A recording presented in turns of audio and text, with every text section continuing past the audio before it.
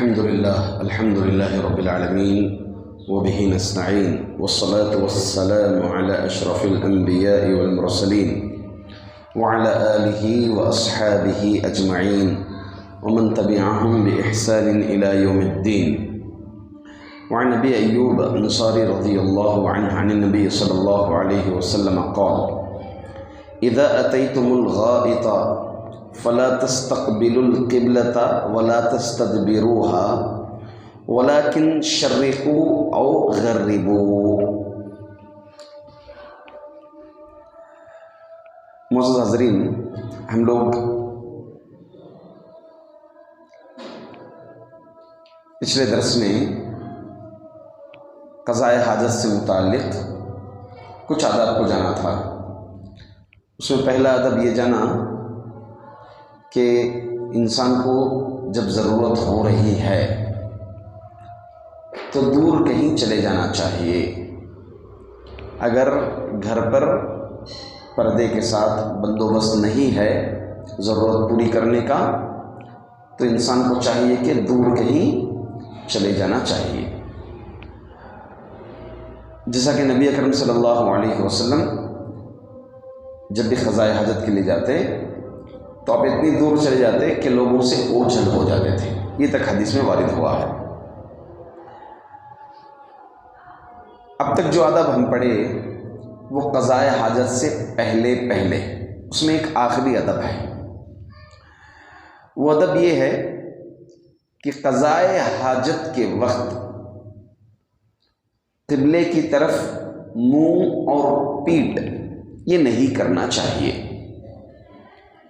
اس سلسلے میں آپ کو دو متضاد حدیثیں، اپوزٹ حدیثیں، آپ کو دونوں حدیثیں صحیح ہیں آپ کے سامنے میں رکھوں گا.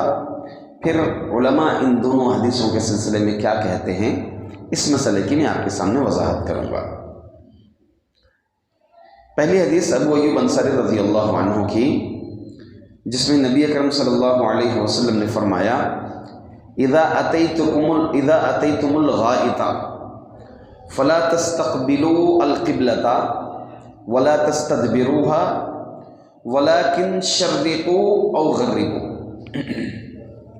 اللہ کے رسول صلی اللہ علیہ وسلم نے فرمایا کہ تم میں کا کوئی جب ضرورت پوری کرنے کے لیے آئے، قضاء حاجت کے لیے آئے، تو قبلے کی طرف منہ اور پیٹھ نہ کرو،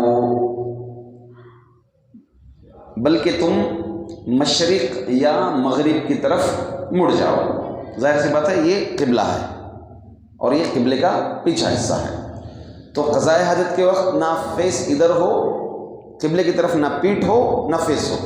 یہ پہلو ہونا ہی نہیں چاہیے، نہ اس کے سیدھا نہ اس کے الٹا. بلکہ نبی اکرم صلی اللہ علیہ وسلم نے کہا مشرق یا پھر مغرب.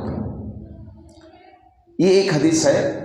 اس معنی کی اور بھی دیگر حدیثیں ہیں جس میں نبی اکرم صلی اللہ علیہ وسلم نے فرمایا کہ قضاء حاجت کے وقت مشرق یا مغرب کی طرف کرو، قبلہ یا پیٹھ یا چہرہ قبلے کی طرف نہ کرو.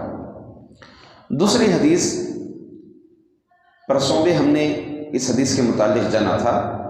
حدیث عبداللہ بن عمر رضی اللہ عنہ کی ہے. کیا فرماتے ہیں کہ میں حفصہ رضی اللہ عنہ کے گھر کی چھت پر چڑھا. جی، کس کے گھر کی چھت پر؟ حفصہ رضی اللہ عنہ کے گھر کی چھت پر چڑھا. اس میں ایک مسئلہ معلوم ہوا.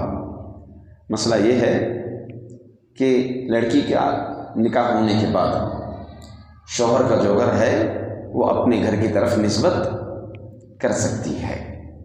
اپنا گھر عورت کہہ سکتی ہے جہاں وہ نکاح ہو کر کے جائیں. تو یہاں پر حضرت عبداللہ بن عمر رضی اللہ عنہ نے کہا کہ حفصہ رضی اللہ عنہ کے گھر کی چھت پر میں چڑھا تو کیا دیکھتے ہیں؟ فرأیت النبی صلی اللہ علیہ وسلم علی حاجتہ مستقبل الشام ومستدبر الکعبہ.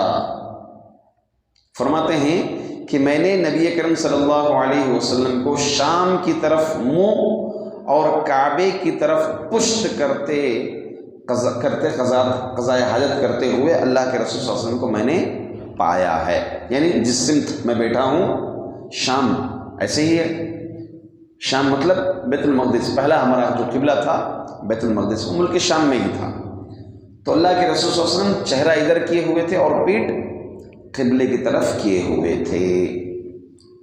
دونوں حدیثیں متضاد معلوم ہو رہی ہیں، ہے نا، دونوں حدیثیں متضاد معلوم ہو رہی ہیں۔ اب اس سلسلے میں تقریباً علماء کے رجحانات تین طرح کی طرف گئے ہیں۔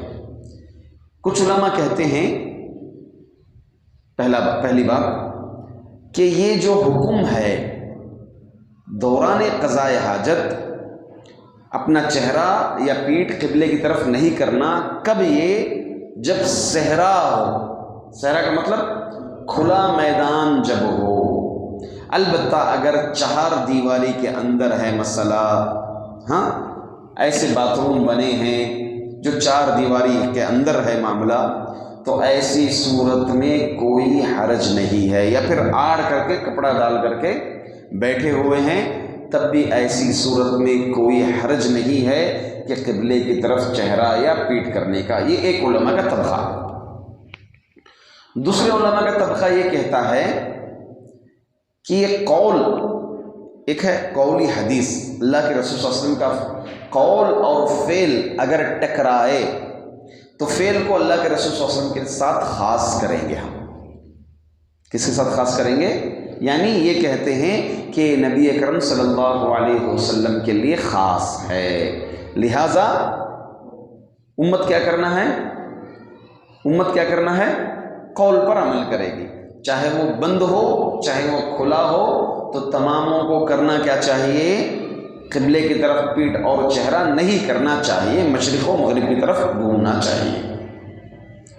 تیسرا علماء اکرام کا طبقہ یہ کہتا ہے کہ یہ حدیث جو اللہ کے رسول صلی اللہ علیہ وسلم کو حضرت عبداللہ بن عمر نے دیکھا، یہ حکم وارد ہونے سے پہلے کا ہے، وہ منسوخ ہے اور یہ ناسخ ہے، تو لہٰذا تماموں کے لیے مستقبل قبلہ اور مستدبر قبلہ، قبلے کی طرف منہ اور چہرہ کرنا تماموں کے لیے منع ہے، یہ پہلے حکم تھا، جبکہ یہ قول ایک اور حدیث سے واضح ہو جاتا ہے، کلیئر ہو جاتا ہے، یہ قول اس کی وضاحت ہو جاتی ہے، جس میں حدیث یہ ہے کہ جابر رضی اللہ عنہ سے مروی ہے کہ نبی کریم صلی اللہ علیہ وسلم نے ہمیں پیشاب کے وقت قبلہ رخ ہونے سے منع فرمایا، فَرَأَيْتُهُ قَبْلَ أَن يُقْبَضَ بِعَامٍ يَسْتَقْبِلُهَا، میں نے نبی کریم صلی اللہ علیہ وسلم کو آپ کی وفات سے 1 سال پہلے استقبال قبلہ کرتے ہوئے دیکھا ہے قضاء حاجت کے دوران۔ تو اس سے معلوم کیا ہوا؟ تقریباً 9 ہجری میں نبی کریم صلی اللہ علیہ وسلم اس طرح اللہ کے رسول صلی اللہ علیہ وسلم کا یہ عمل کون دیکھے ہیں؟ حضرت جابر۔ تو اس سے کیا معلوم ہو گیا؟ یہ قول اس حدیث سے رد ہو جاتا ہے۔ بہرحال مسئلہ اگر خلاصہ کلام بات کی جائے، معاملہ یہ ہے کہ آدمی کو چاہیے کہ قبلہ دوران قضاء حاجت قبلے کی طرف پیٹھ یا چہرہ کرنے سے آدمی کو چاہیے کہ بچ جائیں اس معاملے میں، چاہے وہ بند کمرہ ہو چاہے وہ کھلا میدان ہو۔ کھلے میدان میں تو قطعاً جائز ہی نہیں، کھلے میدان میں اگر جا رہا ہے تو قبلے کی طرف رخ اور پیٹھ کرنا یہ جائز ہی نہیں ہے۔ اگر وہ بند کمرے میں ہے تو اس کو چاہیے کہ تھوڑا ٹیڑھا ہو کر کے بیٹھے، آلریڈی باتھ روم بنا ہے تو تھوڑا ٹیڑھا ہو کر کے بیٹھ جائیں۔ بیت الخلاء میں بیٹھا ہے، اس کو چاہیے کہ تھوڑا ٹیڑھا ہو کر کے بیٹھے۔ علماء کرام یہ احتیاط کرتے ہیں۔ کچھ علماء یہ کہتے ہیں کہ اگر آلریڈی بنا ہوا ہے تو وہ اس معاملے میں مجبور ہے۔ البتہ یہ بات کہ نبی کریم صلی اللہ علیہ وسلم کے لیے خاص کرنا یہ عمل اور امت کے لیے عام کرنا یہ بالکل قطعاً درست نہیں ہے۔ اگر معاملہ ایسا ہوتا تو اس کی وضاحت صحابہ اکرام دیگروں سے یہ معاملہ اس کی وضاحت آ جاتی تھی۔ تو معاملہ ایسے ہی ہے کہ حکم سب کے لیے عام ہے کہ وہ اگر صحرا میں ہوں، کھلے میدان میں ہوں تو قبلے کی طرف چہرہ اور پیٹھ کرنا منع ہے، اور اگر بیت الخلاء ہے آلریڈی بنا ہوا ہے، انسان جب بنانے جاتا ہے تو اس کو چاہیے کہ ایسا ہی بنا، قبلے کی طرف چہرہ اور پیٹھ نہ ہو، اور اگر آلریڈی بنا ہوا ہے تو ایسی صورت میں وہ مجبور ہے، کرنے میں کوئی حرج نہیں ہے، اس کے لیے یہ نبی کریم صلی اللہ علیہ وسلم کی حدیث واضح ہو جاتی ہے۔ تو لہٰذا علماء یہاں تک بھی کہتے ہیں، مروان اصفر رحمہ اللہ بیان کرتے ہیں کہ میں نے عبداللہ بن عمر رضی اللہ عنہ کو دیکھا، انہوں نے قبلے کی جانب اپنی سواری بٹھائی، پھر اس کی طرف پیشاب کرنے لگے، تو میں نے کہا اے ابو عبد الرحمن، کیا اس سے منع نہیں کیا گیا؟ تو انہوں نے کہا کیوں نہیں، انما نہی عن هذا فی الفضاء فاذا كان بینک وبین القبلة شیء یسترک فلا بأس۔ عبداللہ بن عمر رضی اللہ عنہ کے شاگرد مروان، یہ عبداللہ بن عمر کو دیکھے کہ اپنی اونٹ کو لے کر گئے، اونٹ کو سامنے قبلے کی طرف رکھے، یعنی اس طرف قبلے کی طرف رکھے، اور پھر جو ہے آپ نے پیشاب کیا، استنجا کیا آڑ کر کے۔ تو فوری طور پر مروان نے پوچھا کہ اللہ کے رسول صلی اللہ علیہ وسلم نے تو منع کیا ہے نا اس سے، قبلے کی طرف رخ ہو کر کے یا پیٹ کر کے کرنے سے منع کیا؟ تو کہا کہ ہاں یقیناً منع کیا۔ یہ کب؟ فضا میں جب ہو، انسان صحرا کے علاقے میں ہو تو ایسی صورت میں جائز نہیں ہے، اور اگر کوئی چیز تیرے اور قبلے کے درمیان حائل ہو تو ایسی صورت میں کر سکتے ہیں، کوئی حرج نہیں ہے۔ تو صحابی کا یہ عمل جواز کے لیے بتاتا ہے کہ جائز ہے۔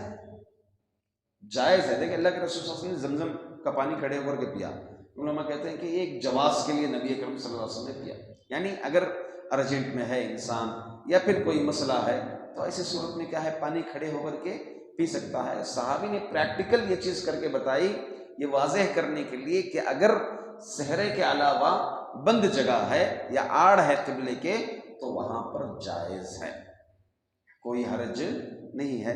تو مسئلے کا خلاصہ یہی ہے۔ ہم دعا کرتے ہیں اللہ تعالیٰ سے کہ اللہ تعالیٰ ہم تماموں کو حدیث میں بتائے ہوئے، شریعت میں بتائے ہوئے آداب پر عمل پیرا ہونے کی توفیق عطا فرمائے، آمین۔ السلام علیکم ورحمۃ اللہ وبرکاتہ۔